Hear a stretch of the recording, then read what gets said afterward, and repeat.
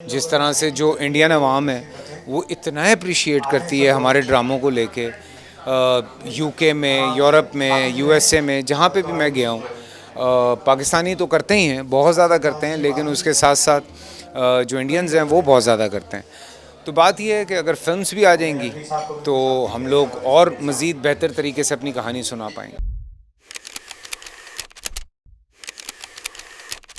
अस्सलाम वालेकुम। जीटीवी डिजिटल के साथ मैं हूं नम्रा रियासत। पाकिस्तान ड्रामा इंडस्ट्री और फिल्म इंडस्ट्री रवां साल जिस तरह तेज़ी से उरूज पर गई है, उसमें मुख्तलिफ उसका कंटेंट और अदाकारों की मेहनत भी शामिल है।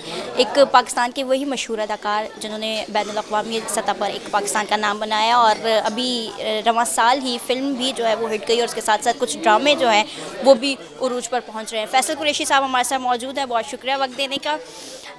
मैं भी यही कहूँगी, हम तो बचपन से ही देखे हैं आपका जो आपके हमने कुछ कैरेक्टर्स ऐसे देखे, जैसे रिसेंट की बात करते हैं बहरूपिया, जिसमें आपने एक ही वक्त में इतने सारे किरदार निभाए। बहुत कम ऐसे हमने अदाकार देखे हैं कि जिन्होंने इस तरह से किया हो।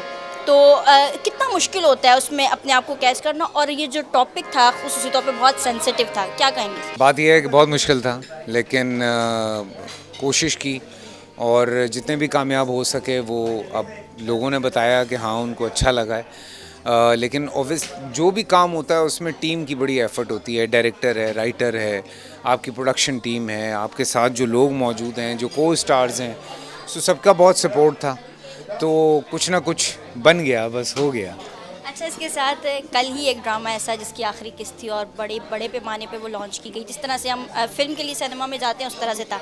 रवां साल 2 फिल्में गई, वो हिट गई, बहुत अच्छा बिजनेस किया, लेकिन अब ड्रामा इंडस्ट्री जो है वो फिल्म से ज़्यादा आगे जा रही है। क्या वजूहत है इसकी?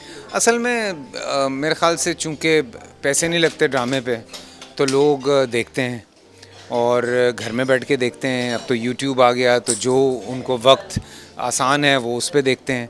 ये बड़ी इम्पोर्टेंट चीज़ है।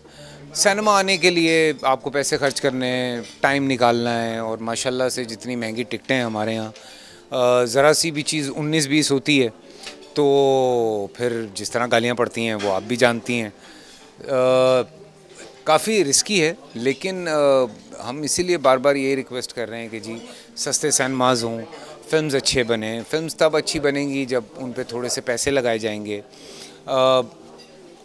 अगर ओवरऑल देखें तो मैक्सिमम आपके मुल्क में 1%, 1.5% लोग जो हैं वो फ़िल्म देख रहे हैं पाकिस्तानी की आबादी के लिहाज से।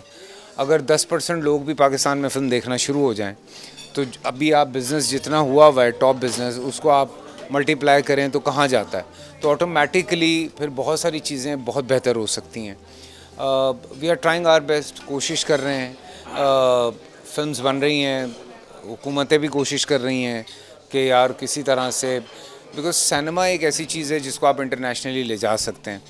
इंडिया पाकिस्तान का जब इशू हुआ, उन्होंने सबसे पहले हमारे ड्रामे बंद किए, क्योंकि उनका जो पर्सपेक्टिव जो वो अपने लोगों को हमारे बारे में बता रहे हैं वो उनका ख़राब हो रहा था। तो इस वजह से उन्होंने कहा भाई ड्रामे तो बंद करो, बिकॉज ये तो अच्छा पाकिस्तान दिखा रहे हैं ये लोग, तो उनकी जान निकल गई। तो यही होता है।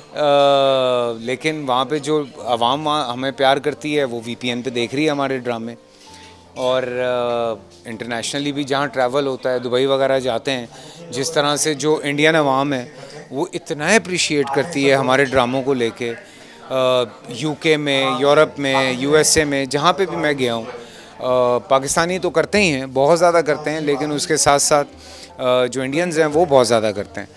तो बात यह है कि अगर फिल्म्स भी आ जाएंगी तो हम लोग और मज़ीद बेहतर तरीके से अपनी कहानी सुना पाएंगे। अच्छा, ये जो ड्रामा चल रहा है केस नंबर 9, बहुत वक्त से बहुत सारी ऑडियंस ऐसे टॉपिक का इंतज़ार कर रही थी, अब भी फाइनली आया है, और एक बहुत हसास मौजू है कि उसको आवाम तक पहुंचाना है इस तरीके से कि उसका कोई मनफी असर भी ना जाए, किसी की दिल आज़ारी भी ना हो।